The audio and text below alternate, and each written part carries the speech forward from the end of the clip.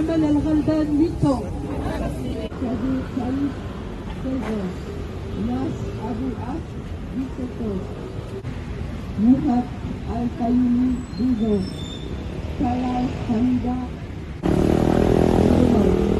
Abdullah Al-Zouabi 16 ans. 16 ans.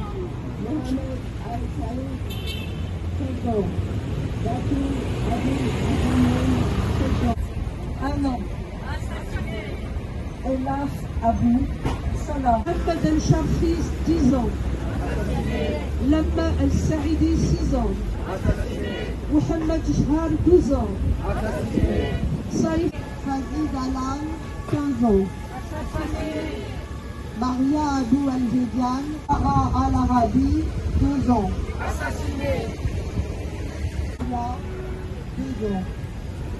Mohamed Suleiman 5 ans. Mohamed Mosbey 6 ans. Johan Khaled. Bassam Al-Makouzi, nouveau-né. Mira Koulab, 8 ans. Mohamed Daloul, 17 ans.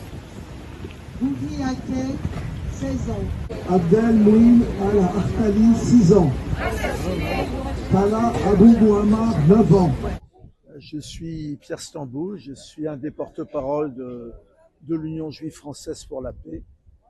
Et aujourd'hui, on manifeste pour les enfants de Gaza, pour les 18 000 et quelques qui ont été identifiés, mais il y en aura probablement beaucoup plus quand on saura véritablement les statistiques, parce que les enfants continuent de mourir de faim ou sous les bombardements.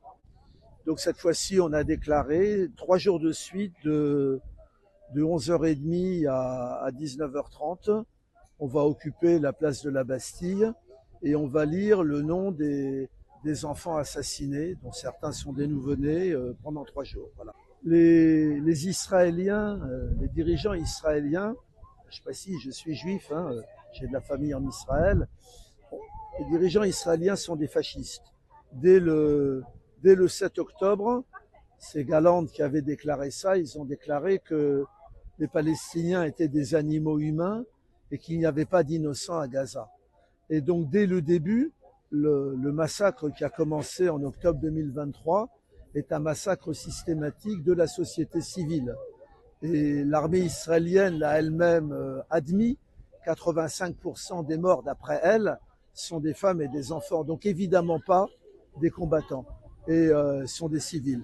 Donc voilà, c'est une décision qui a été prise d'assassiner la population, d'assassiner les enfants. Nous autres juifs, on a une mémoire, la rafle du Veldiv ici à Paris, où on avait décidé, c'est Pierre Laval qui avait décidé ça, qu'on allait également déporter les enfants. On garde la mémoire de ça. Dans toutes les écoles de Paris, il y a les noms des enfants qui étaient à l'école et qui ont été arrêtés et qui sont morts dans les camps d'extermination.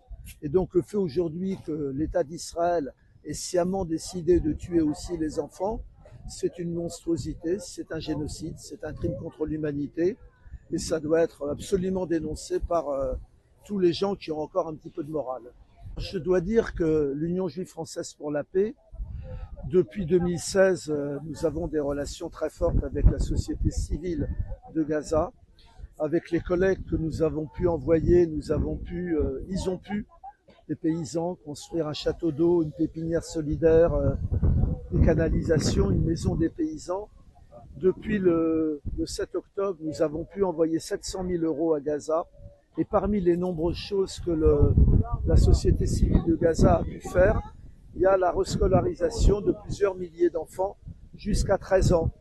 C'est sous les tentes à Al-Mawassi. Il y a uniquement 3 matières qui sont enseignées, qui sont l'arabe, les mathématiques et l'anglais. Donc oui, il y a la rentrée scolaire en France. Oui, l'écrasante majorité des enfants à Gaza sont privés d'école. Mais il y a quelques endroits où on essaie encore de vivre, où on essaie encore de scolariser les enfants, où on essaie encore d'apporter une aide psychologique à la population, notamment aux femmes, et même à Der El-Balah, où ils ont un tout petit peu relancé l'agriculture, parce qu'actuellement, les prix des denrées alimentaires sont invraisemblables et inaccessibles pour la quasi-totalité de la population. La famine, elle est organisée depuis la rupture de la trêve en mars dernier.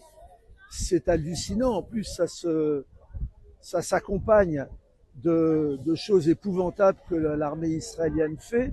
Elle interdit l'entrée de la nourriture. Elle organise elle-même, avec une pseudo-association qui est une émanation de son armée, des endroits où il y aurait de la nourriture. Il y a déjà plus de 1400 morts, dont des enfants, de gens qui sont venus chercher la nourriture et qui se sont fait mitrailler. Moi, comme fils de déporté, ça me rappelle Theresienstadt, camp d'extermination que les nazis avaient déguisé en camp de vacances, parce qu'aujourd'hui, l'armée israélienne essaie de nier qui est la famine. Il y a 600 000 personnes qui sont aujourd'hui en situation de famine. Il y a un rapport officiel de l'ONU qu'il y a la famine. Cette famine a été organisée.